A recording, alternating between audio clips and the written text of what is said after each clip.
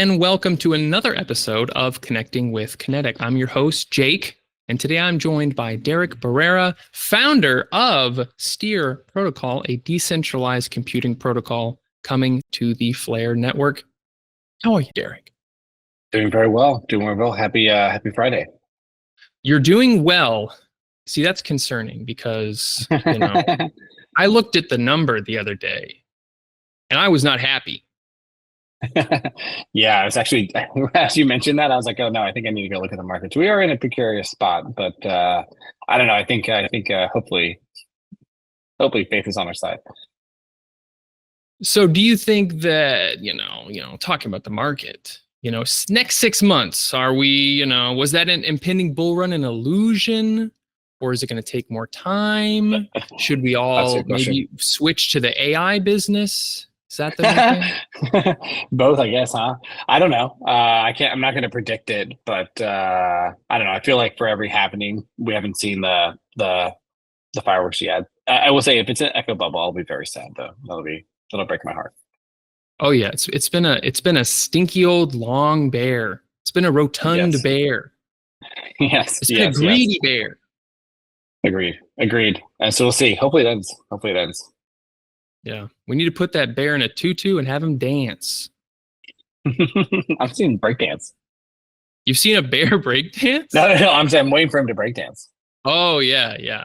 Or break something. Get him out of here.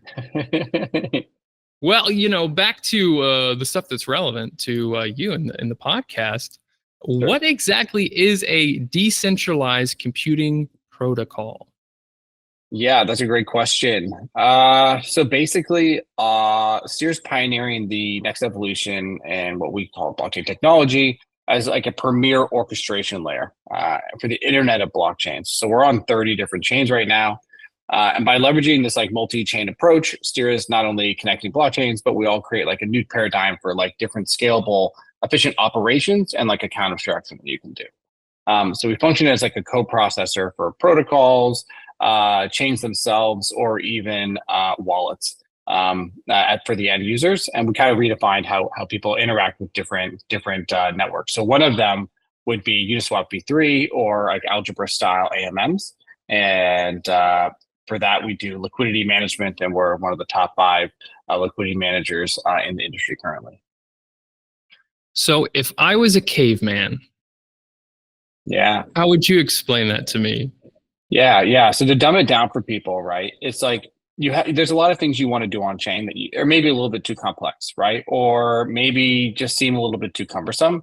We kind of like dissolve all of that away. So let's say you want to earn a fee on your Bitcoin, or maybe just on your stables or something like that. Then you can deposit them at Steer, and Steer's automated strategies will automate where that liquidity isn't kind of do all of that complicated work for you. And we create like a marketplace for other strategists or developers to develop those applications or shortcuts to the blockchain, basically, that you guys can use. Okay, so you're saying this is a good thing. It's a good thing. Right now, we have about 1,600 vaults that are across our chains that users use to earn reward on their assets. And we average, it depends on the pair and the market, but you'll see between 2 all the way upwards to 200, 300%, depending again on the markets. And then we also have like a bunch of different partners that have incentives and stuff like that also make things a little bit more attractive. So considering where we are right now in the Flare network, what makes Steer so important to an ecosystem like Flare, and why did you decide to come here? Yeah, Flare's an interesting one for us, actually, just because of the data feeds, the real world data connections there. We do a lot of off-chain data, and it just pairs well with just basically everything that we're building. But the real big thing that chains find us to be the most beneficial for is, one, we allow for different protocols who are currently on the chain who are saying, hey, you know what, there's maybe other applications that can be built on top of us if we could just automate something. So maybe it's DCAs, or maybe it's like limit orders, or maybe it's liquidity mining, or whatever that might be, right? We allow for people to start building those abstractions so users get that easier experience and a better UX at the end. And then we also, right now, through our smart pools, which is our liquidity management solution, that allows people to deposit their liquidity effortlessly into an AMM. And that allows for people to trade. And what that ends up doing is basically deepening the markets on the chain, which means that you can do larger and larger trades, which kind of facilitates that kind of flywheel for DeFi and everything else that comes with you just having efficient markets. So the main goal for us right now is with our smart pools and basically broadening and deepening the liquidity across all pairs. Yeah, I mean, we're kind of, priming for a DeFi explosion. And one of the, You are. I mean, the most important thing is we got to have that liquidity, baby. Yes, we got to keep it liquid. So that's what we try and do. And then we also allow users to be part of that, right? If there are trades happening, we all are paying fees. I pay a fee when I do a swap, right? And it's kind of interesting to say, hey, maybe I'd like to get part of that. Maybe that fee should go to me. And that's what LPing allows you to do. But that can be complicated with the way that things have progressed, and so we kind of make that a one-click solution. So I'm going to ask you, one of my favorite questions that I get asked on a regular basis, and I'm sure you love this question as well. When launch? We're live. Oh, on Flare. That's funny. Yeah, we're live on a bunch of networks. On Flare, we should actually be live, I would say, in the next 2 weeks. So we're coming very, very soon. I know there's a couple partners that also that we require that will also be coming with us in tandem in a sense. And that'll be a little bit dependent on them, but our system should be operational quite shortly. So you're saying about 2 weeks, and the only reason there might be a delay is because the people you're working with to make this a good system might take longer. That sounds familiar to me. I don't know why. Yeah. I don't know. I don't know when their go live is because that's their own timeline. But our systems will be up and operational. I know that we have some nodes already live on the network now, and we're kind of rolling out the front ends and stuff over the next couple of weeks. Well, maybe you and I could get together and bully them. Yeah, we should. We could like, style our hair, start snapping at them, I heard that's intimidating. Yeah. I think it's good. I'll take beer bottles. We'll start clinking. Yeah. Okay, I was about to go on a tangent. We're not doing it, folks. No tangent for you. So how did you first get pulled into our beautiful wacky world of Web3? What was kind of the moment that slurped you right in? Yeah, so I've been doing professional development, building things since 2008. 2016, I was working at a bank, and then I learned about Bitcoin. I don't know how, but those two, Andreas Antonopoulos, I don't know if you're familiar with him, but really smart guy, and he evangelized a lot of Bitcoin back in the day. This was like 2016, 2017. I remember actually talking to people at the bank being like, hey guys, you gotta check out this blockchain thing. And I was like trying to explain to them how they mine and stuff. And they were all like, dude, this is nonsense and you're crazy and all this kind of stuff. But got into wallets. First built out a multi-chain wallet for ETH and BTC. It ended up also being for Dash and Cardano. I think we had maybe 12, 15, maybe 20 different chains. It was one of the larger multi-chain wallets, called the Ethos wallet. That got acquired into Voyager, which was the largest broker in the US prior to the 3AC fallout, which was very sad. Was there. I basically built out a lot of the crypto deposit withdrawal systems, enterprise custody, stuff like that.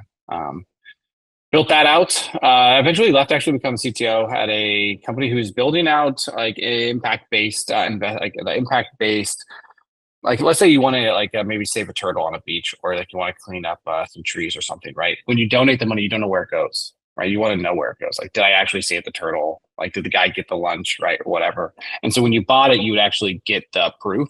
But product market fit wasn't there. They pivoted, and now they're doing really good on the enterprise side. So that's been nice to see. And then ended up building ETH and BTC volatility indexes. I have a long history in Web3. You can actually trade those. It's BVIV and EVIV over on Bitfinex. So it's actually kind of a cool product. It's kind of like the VIX for the S&P 500, but for BTC and ETH. And yeah, all of those learnings kind of got me into a state where it's like, look, I've automated things at every kind of business that I built. At some point, we had to go on chain, and it had to be run with some kind of off-chain knowledge.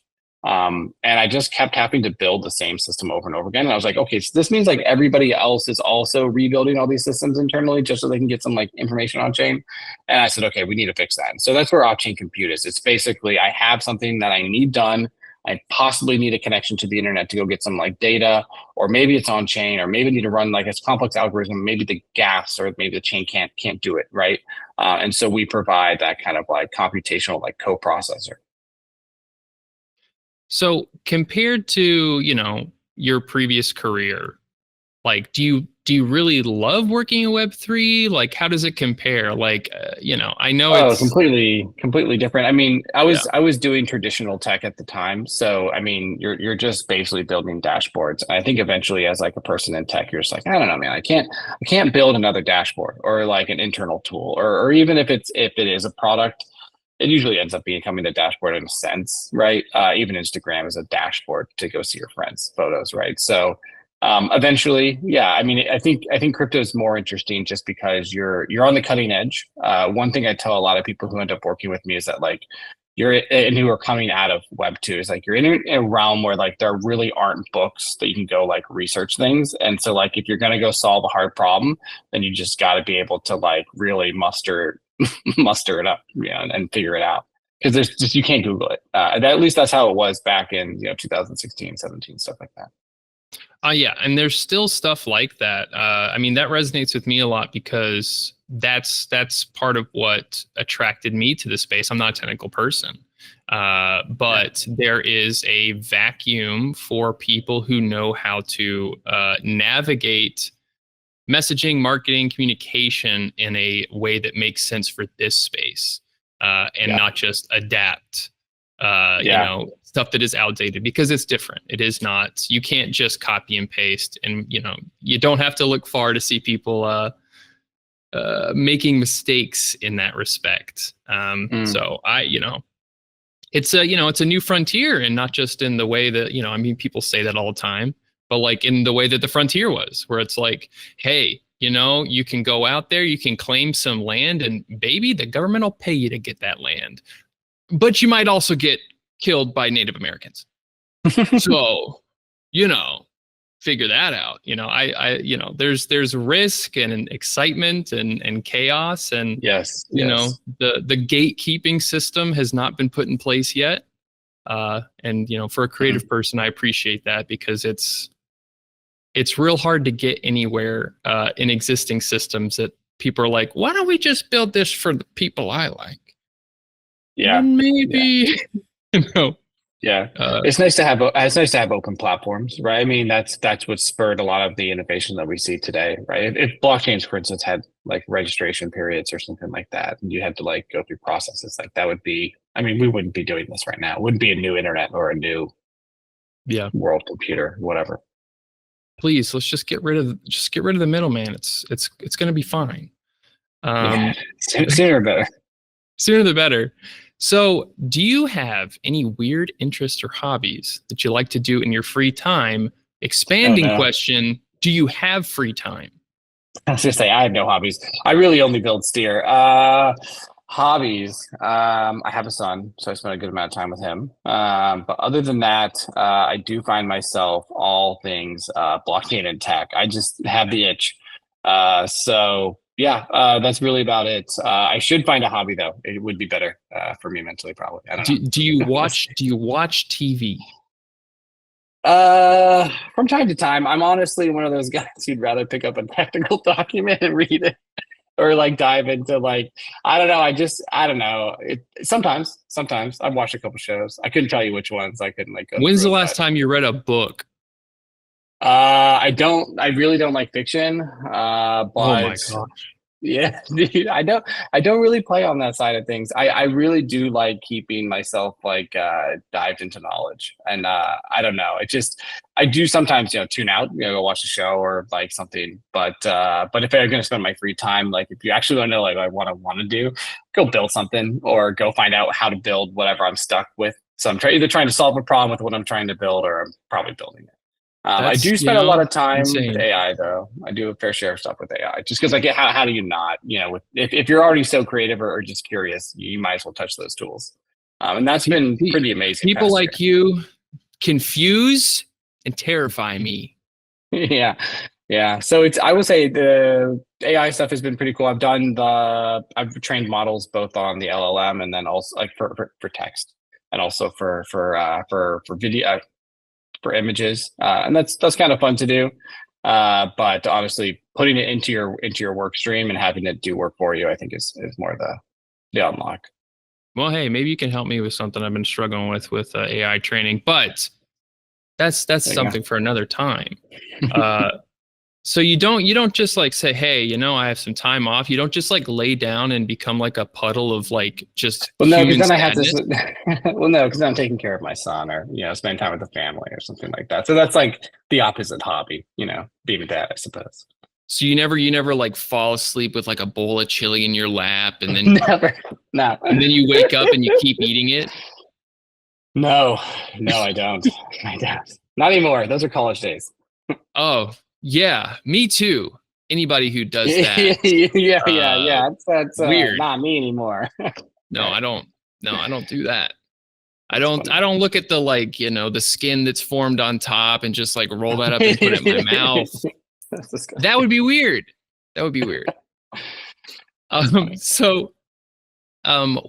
do the next 6 months look like for Steer on Flare? Oh, wow. Ooh, that's pretty crazy. We have a bunch of stuff going right now. First things first, Smart Pools will launch. That's very exciting. That's our flagship product that people really like. The second one is actually an incentivization layer product, which allows anyone to build a custom incentivization program. That could be based on user actions. It could be based on if you're a lender or if you have, I don't know, whatever you want to do and design. It's an open platform, and it will be rolling out pretty soon. It's already out of audit, so it's kind of getting fleshed out. After that, we also have some really exciting stuff around trading, algorithmic trading strategies, as well as stuff with perps and options. But basically getting into every nook and cranny of a DeFi ecosystem and helping kind of automate those pains away of how people want to maybe get involved in that. And then there's some really cool stuff that I'm personally really interested in around account abstraction. But that I don't think will be in the next 6 months. That's more of my moonshot goals. Well, sure. Hey, I mean, that's good information. Usually people say, so, you gotta have a plan. You got to have a plan. Yeah. Yeah, so but they don't usually want me to know about it. Yeah. So things are good. We have a bunch of fun, exciting things happening. And then also like a bunch of our partners, which we have on a couple other chains, will I think also be coming to Flare, which I'm not going to say any names. I'll let them do that themselves. But that I think is going to be a pretty big unlock, just because we've done some pretty good work on other chains building out, communities and ecosystems. So sounds pretty amazing. Yeah, I mean, we don't want to spoil anything. Like, people don't need to know that Elon. Oh, I mean, your partners are coming to Flare. That's funny. Excuse me. Yeah. Little something in my throat, I think. Yeah. Let me ask you probably my most serious question. Have you met Hugo yet? No. You haven't? Okay. Well, I'm thinking of starting an initiative. Have you seen a picture of Hugo? No, I don't know what you're talking about, but now I'm curious. Well, he's the Flare creator guy, and he wears these frames, these glasses frames that that's kind of his thing. That's his look, right? And I see what you're saying. Yes. Yeah. I want to start an initiative to free him from having to have the same glasses frames for the rest of his life. I don't know if it'll be successful, but I would love your support. Hugo needs the option to either wear contacts at some point or get some different glasses frames, because chaining a man to a specific set of glasses frames for his entire life. Always the same. Always the same. Always the same. It's kind of like when you find a good pen, it's just a good pen, good, you stick to it. Well, I don't think he has a choice in the matter anymore. Yeah, it's true. It's taken over him. Yeah, It's I think driving I think him. the community would riot. I'm trying to like get them to understand like a man needs more than I'm one. surprised. I'm surprised there's no like pink, for the flare color. Yeah, yeah, yeah. Maybe Right? he should Maybe get like a that's the perfect pink gift. That's tattoo on it. his face. Yeah, that's true. Just make him permanent. Maybe like a neck tat. I think, Then you don't have. Well, then you don't have to take him off. Just get the tat. Oh, just tattoo the glasses frames on The his face. glasses. That's an option. Yes, yes, yes. And then Okay. go contacts. And then go contacts. So you don't lose the look. Right, right. I mean, I think that would work. I think the community would support that rather than him Yeah. having to take his glasses off at any point. Who was the guy who tattooed? Oh, Luna on his arm. I don't know. Norgratz or something like that. There's a Some lot guy, of weird tattoo crypto stuff. Yeah, there is. People need to stop doing it. Yeah. Yeah, I Mike agree. Novogratz, he put Luna on his arm, and that was the token that crashed just now. I remember that. Yes, we all remember Luna. And anyway, he got a tattoo. It's quite large, and it's got like a wolf and like a sunset in the background. It's colored out, and it's You probably think he still there. has it, or Man, I don't know. I hope so. It's summertime, so we'll have to ask his friends if they've seen it. Yeah, we'll check in.